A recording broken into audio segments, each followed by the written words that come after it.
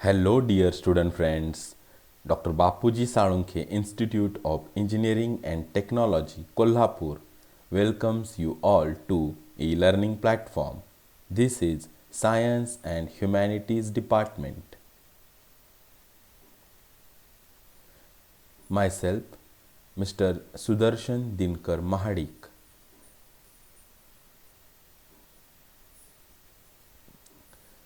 Student friends, the course which we will learn is basic science. Course म्हणजे थोडक्यात असं समजून घ्या तुम्ही की विषय, सब्जेक्ट. जो कोर्स आपण शिकणार आहोत तो आहे बेसिक सायन्स. आता हा बेसिक सायन्स हा जो कोर्स आहे या टायटलच्या अंडर आपल्याला आणखीन 2 डिसिप्लिन्सचा अभ्यास आहे. First one is and second one. First one is physics and the second one is chemistry. Okay, म्हणजे तुम्हाला पहिल्या सेमिस्टरसाठी डिप्लोमा इंजिनिअरिंगच्या पहिल्या सेमिस्टरसाठी जो कोर्स शिकायचा आहे तो आहे बेसिक सायन्स. आणि बेसिक सायन्स विभागलं गेलेलं आहे आणखीन 2 डिसिप्लिन्समध्ये, म्हणजे फिजिक्स आणि केमिस्ट्री. या कोर्सचा म्हणजे बेसिक सायन्स या कोर्सचा जो कोर्स कोड आहे तो आहे 22102. Once again see 22102. आता बेसिक सायन्स या कोर्समधील फिजिक्स आणि केमिस्ट्री यापैकी आपण शिकणार आहोत physics. We will learn physics. Means myself Sudarshan Mahadi will teach you or will facilitate you, will guide you about physics. Course outcomes.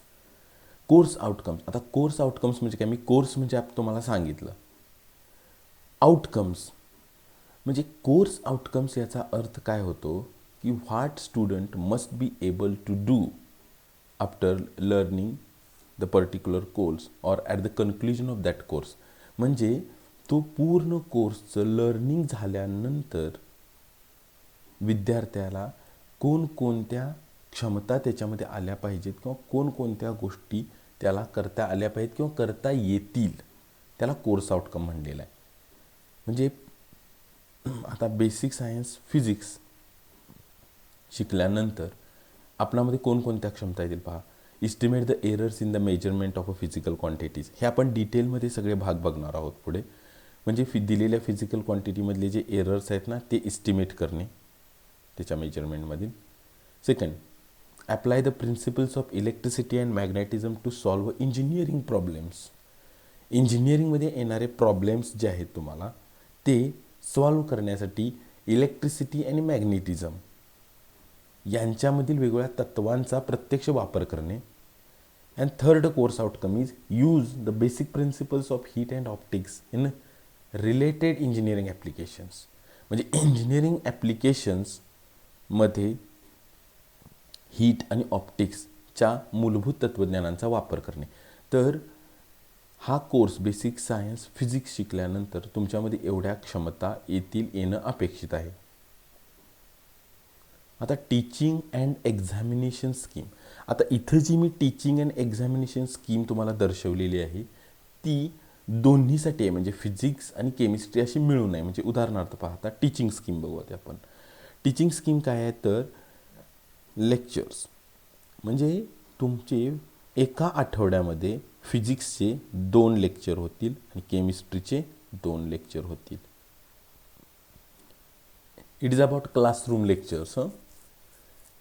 आणि प्रॅक्टिकल्स फिजिक्सचे 2 तास आणि केमिस्ट्रीचे 2 तास अशा पद्धतीनं होतील. टीचिंग स्कीम आपल्या ध्यानामध्ये आली की फिजिक्सचे 2 लेक्चर्स आठवड्यामध्ये, केमिस्ट्रीचे 2 लेक्चर्स. प्रॅक्टिकल सेम, फिजिक्सचे 2 तास, केमिस्ट्रीचे 2 तास. ओके, आता आपण एक्झामिनेशन स्कीम पाहू. आता एक्झामिनेशन स्कीममध्ये सुद्धा 2 भाग आहेत परत, थेरी आणि प्रॅक्टिकल.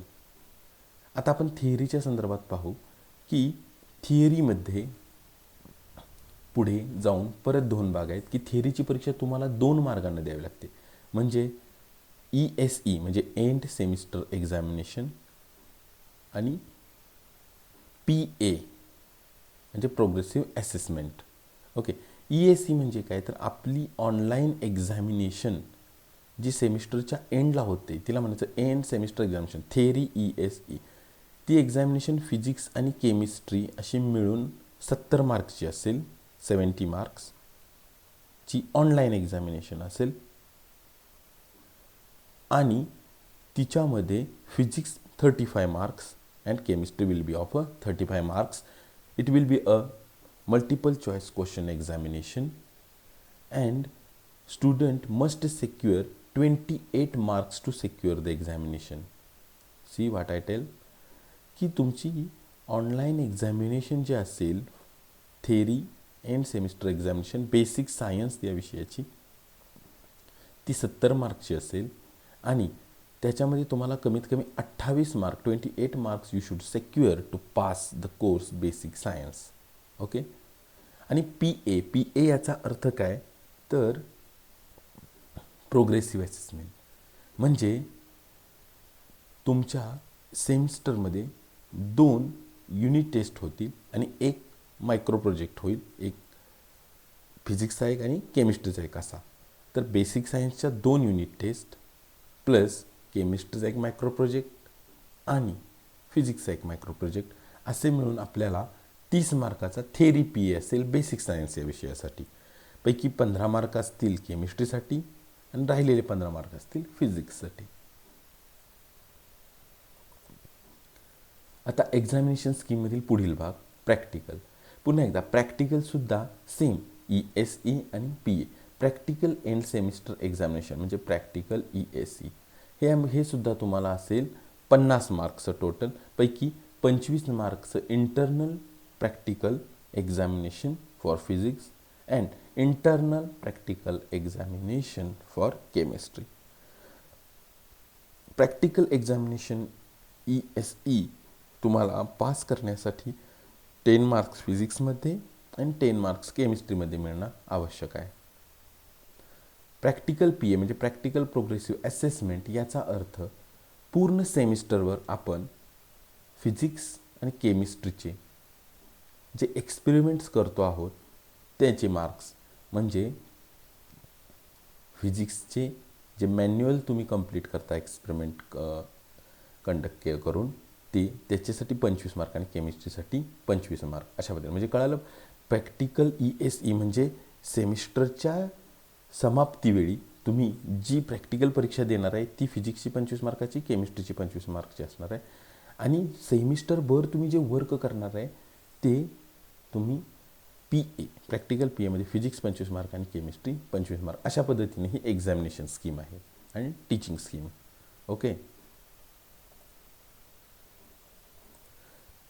आता युनिट्स म्हणजे फिजिक्समध्ये येणारे कोणकोणते चॅप्टर्स किंवा युनिट्स आहेत ते आपण थोडक्यामध्ये माहीत करून घेऊ. जसं की मी तुम्हाला सांगितलं की फिजिक्सची कशा पद्धतीनं रचना आहे. युनिट 1, 2 अँड 3 तीन युनिट्स असणार आहेत. First unit will be units and measurements and it will be for 5 marks. Second unit electricity and magnetism, semiconductors. This whole unit will be for 16 marks and the last heat and optics unit will be for 14 marks. म्हणजे theory end semester एक्झामिनेशनसाठी जसं मी तुम्हाला सांगितलं की 70 मार्क्सचा तुम्हाला online MCQ examination असणार. तर ती 35 marks physics and 35 marks for chemistry पैकी 35 मार्क्स फॉर फिजिक्स कशा पद्धतीनं 3 युनिट्समध्ये डिवाइड केलेले आहेत ते तुम्हाला इथं बघायला मिळेल. आता इथे सिलेबस दिलेला आहे. आता आपण जे 3 युनिट पाहिली त्यांचा अर्थ या ठिकाणी सिलेबस दिलेला आहे. कोणते टॉपिक्स अँड सब टॉपिक्स आहेत. उदाहरणार्थ युनिट 1मध्ये कोणता आहे, युनिट्स अँड मेजरमेंट. त्याचे युनिट आउटकम्स काय आहेत, म्हणजे हे युनिट शिकल्यानंतर तुम्ही कोणकोणत्या गोष्टी करण्यासाठी एबल झाला पाहिजे ते दिलेलं आहे. आणि त्याच्या अंडर येणारे टॉपिक्स अँड सब टॉपिक्स ते आपण each and every topic and sub topic we will study in a very much detail and very much simple and soft manner. Okay. So take some short look at these topics and subtopics. Once again, it is a syllabus, topics and subtopics for your second unit, electricity, magnetism and semiconductors. Look at it. And our third unit, heat and optics. It's a very much interesting topic, very much simple, and lot of knowledge you can get from it. So this is all about our teaching scheme, examination scheme, our units, our course outcomes. Okay, thank you.